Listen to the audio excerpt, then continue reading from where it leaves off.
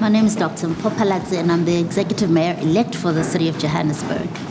Well, my professional journey started 11 years ago. I was working for my own company, and I had contracts with SASSA in the Northwest and in Gauteng. And in the Northwest, I provided services in a very underdeveloped area where most people were unemployed. And they used to come to me requesting disability grants, and I realized most of them did not have disabilities. The real need was a need for jobs and a need to be independent. So I really got disturbed by what I saw, and as a doctor, I was so tired of giving people medication and sending them right back into the living environment where most of them lived in overcrowded spaces with no access to clean running water, sanitation, electricity, transport, and with no jobs. I started being interested in understanding how systems work and how to effect large-scale societal change to improve the lives of people. I realized I only had medicine at the time as a skill. I also had project and program management, but I felt it wasn't enough. So I decided to go back to school. That's when I moved to Joburg in 2011 to study public health medicine. 4 years later, after my 4 years at Wits, I worked in Alexandra, found the same circumstances again where people are living in horrid circumstances.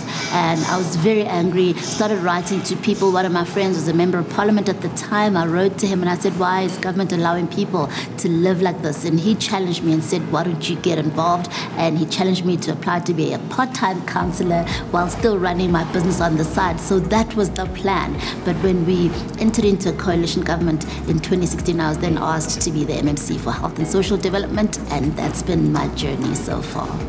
I worked very hard in my campaign, but even before my campaign, I was a really good MMC, and I felt like I had demonstrated my care for people, but also my competency in being able to respond to their needs. And when you're in that position, you feel like you're at the mercy of the voters because you know you're capable and you know you care, but the question is, do the voters know that? I was a little disappointed by the election results that we got. We only got 26% of the vote. I had hoped we would get more, but it shows that our democracy is maturing. We've got more parties that have participated in elections, 18 parties this time around as opposed to 11 in 2016. So I understand that, but I wasn't sure that we'd be able to govern. You know, we didn't have the numbers, we didn't have coalition agreements in place. So when I went into council on Monday morning, I didn't think that I would come out being the mayor of Johannesburg. I was quite shocked, but pleasantly surprised, challenged and excited at the same time.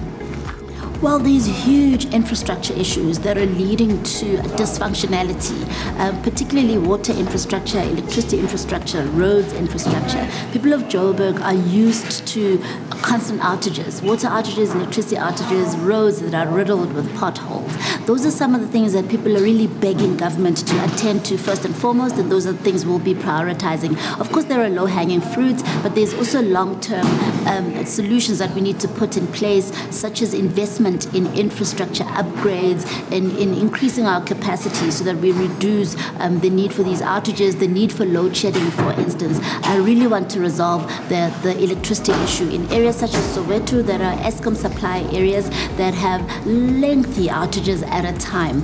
I am for City Power taking over electricity supply in those kinds of areas, although I would want Eskom to take care of the infrastructure first and to take care of the debt that they have amassed over the years. But people deserve electricity, and I would like City Power to take over, but I'd also like us to open up for greater participation by independent power producers to help us increase capacity on the one hand, but also to stimulate competition and reduce the cost of supplying electricity so people can have a little bit of money left in their pockets.